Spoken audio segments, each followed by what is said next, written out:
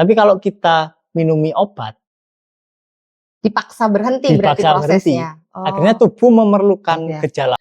Terus gini Mas Riko, kan banyak nih orang-orang yang sakit itu pada saat konsultasi di dokter atau apa, kebanyakan kan mereka akan dikembalikan lagi ke diri mereka sendiri. Oh ini kayak asam lambung contohnya. Pasti karena banyak pikiran nih kayak begitu kayak terlalu memikirkan sesuatu sehingga efeknya ke fisik yang seperti itu. Nah, apakah itu bisa disadari dengan cara yang sama atau dengan treatment yang berbeda? Intinya gini, ketika kita tahu penyakit kita itu apa, penyakitnya tambah parah. Karena takut. Benar enggak? Karena takut kan ya? Karena kita tersesat di nama penyakitnya. Iya. Misalnya nih, asam lambung gitu, sudah dikasih tahu. Gak boleh ini awalnya gitu ya? Awalnya kita nggak tahu kita asam lambung, cuma rasanya nyeri ya, nyeri. Terus kita periksa ke dokter. Oh, kamu kena asam lambung. Nah, kita kan kita mungkin baca asam lambung itu gejalanya gini. Ada nanti muntah gini. Kita terima gitu ya. Nah, akhirnya kan kita mewujudkan pemaknaan kita tentang asam lambung. Iya. Padahal kalau kita nggak periksa, nggak dapat diagnosis asam lambung, cuma disadari sensasinya ya, sensasinya kan muncul hilang. Besok muncul hilang. Iya. Tapi kalau misal kita pusing lah, kita pusing, mimisan, terus kita periksa, terus didiagnosis, oh, kamu kena leukemia, nggak lama pasti mati. Karena pikirannya sendiri yang berkembang dari referensi pengetahuan yang sebelumnya. Tapi kalau dia nggak periksa, kemungkinan besar nggak sampai mati. Ya, iya, betul. Karena tidak ada rasa apa-apa. Nggak ada rasa apa-apa. Nggak ditambahi ketakutan. Ya. Nah, kalau kita sudah didiagnosa, misal kita periksa ke dokter, terus dapat diagnosa, kamu kena leukemia. Yang perlu disadari terlebih dahulu ada labelnya.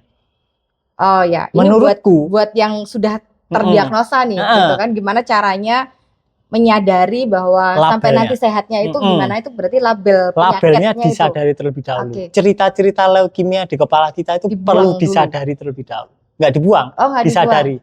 Oh, ini cuma cerita. Disadari, diterima. Ketika ceritanya sudah disadari sebagai sebatas cerita, kita baru bisa menyadari sensasinya. Oh. Oke? Ya. Ketika sensasinya disadari, dibiarkan apa adanya, mau nggak mau ya hilang.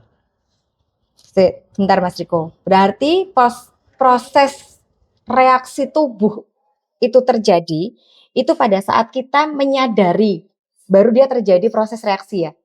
Waktu kita tersesat di ceritanya, bukan waktu menyadari. Oke.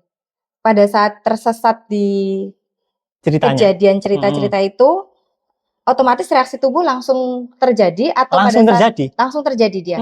Baru yang disadari sensasi itu.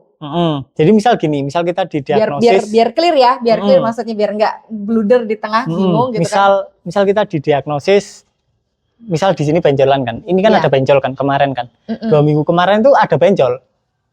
Padahal kalau dibiarin itu hilang sendiri. Tapi kalau kita periksa, kemungkinan kita dapat diagnosa paling ya tumor lah, apalah bening atau apalah.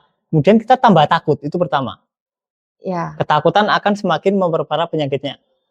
Itu pertama. Kemudian yang kedua adalah ceritanya. Misal kita cerita didiagnosis. Tentang penyakit itu. Kamu sama dokter lah, kita didiagnosis, oh kamu kena kanker, kamu kena tumor. Nah, ketika kita dapat cerita semacam itu, kita anggap cerita itu benar.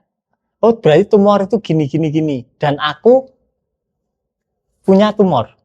Bahayanya di sini. Ketika kita punya label. Ketika kita mengumpulkan referensi terhadap penyakitnya. Itu yang langsung transfer ke kita berarti.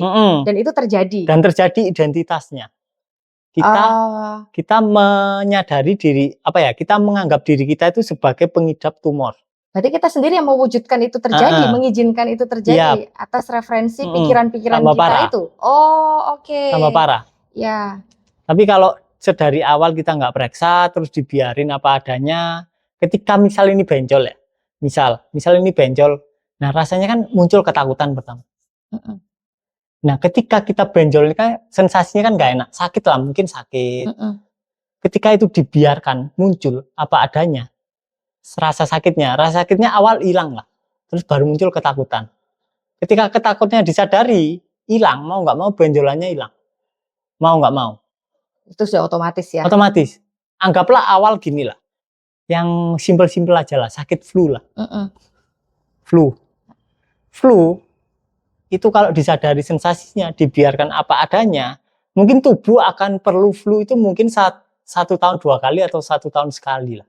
Tapi kalau kita minumi obat, Dipaksa berhenti berarti prosesnya. akhirnya tubuh memerlukan gejala flu lebih banyak. Mungkin sebulan sekali, 2 bulan sekali. Tapi kalau dibiarkan apa adanya, kita nggak minum obat, terus kita menyadari sensasi flu-nya, disadari ketakutannya, pasti selesai. Ya paling wajar lah setahun sekali. Ya mungkin bisa jadi pas flu itu kan reaksi tubuh juga kan, Mas Riko, terhadap sesuatu yang masuk di dalam tubuh kita kan. Berarti kan memang kaitannya tetap kembali lagi ke bagaimana kita menyadari reaksi yang terjadi di dalam tubuh. Simptomnya, gejalanya. Atas kejadian itu. Pada saat sudah kejadian, sudah didiagnosa sakit, tadi kan Mas Riko belum selesai nih.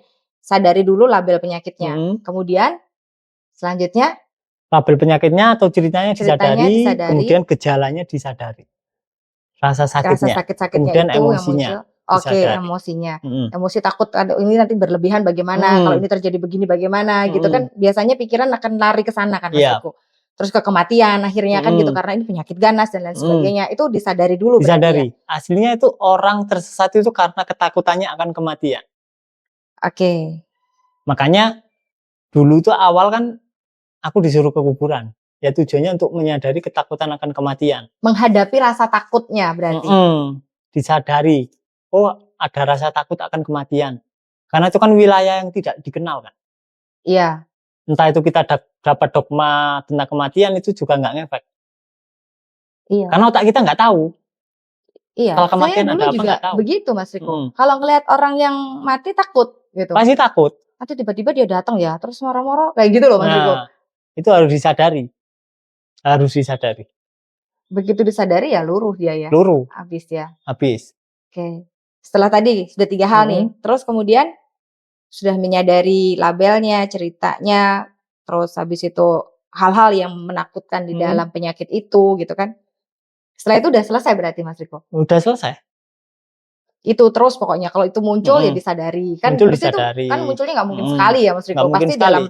dalam berjalannya waktu kan dia akan muncul hilang pada saat disadari dia hilang gitu ya, lenyap, terus kemudian tiba-tiba dia muncul lagi, pas lagi bengong tiba-tiba dia rasa itu keluar lagi, rasa takutnya keluar lagi yang kayak gitu. Tinggal disadari aja dengan 4 cara itu tadi ya. Jadi yang pertama adalah kalau sudah terdiagnosa itu disadari dulu stempelnya diagnosanya, kemudian cerita-cerita tentang penyakit tersebut, kemudian disadari rasa-rasa yang penyakit itu yang keluar gitu kan.